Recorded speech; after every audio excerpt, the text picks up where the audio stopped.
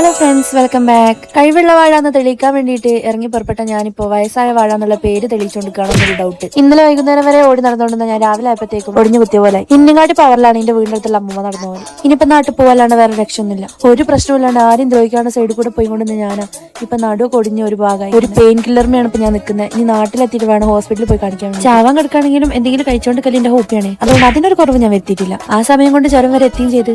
ഹോസ്പിറ്റലിൽ പോകുന്ന സമയത്ത് ഞാൻ ഒറ്റയ്ക്ക് പോവുകയല്ല, കാരണം എനിക്ക് രോഗം പറയാൻ അറിയില്ല. രോഗം പറയുകയാണെങ്കിൽ ഞാൻ തുടങ്ങിയാൽ പിന്നെ നിർത്തൂല്ല.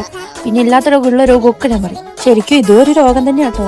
ഞാൻ വരുന്നോണ്ടാ തോന്നി ഇന്നധികം ആൾക്കാരൊന്നും ഇല്ല ഹോസ്പിറ്റലിൽ. അതുകൊണ്ട് കാര്യങ്ങളൊക്കെ പെട്ടെന്ന് അങ്ങ് കഴിഞ്ഞു.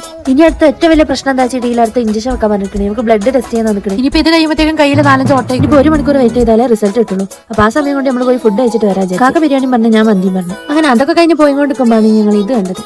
പണ്ടത്തെ കുറെ മുട്ടായികളുണ്ടായിരുന്നു. 50 വരെ മുട്ടായി ഇട്ടുണ്ടെന്ന് ഞങ്ങൾ വിശ്വസിച്ചു. മുട്ടായി വാങ്ങിയതിന് ശേഷം റിസൾട്ട് ഒക്കെ വാങ്ങിയിട്ട് ഞങ്ങൾ നേരെ ഡോക്ടറെ കാണിക്കാൻ പോയി.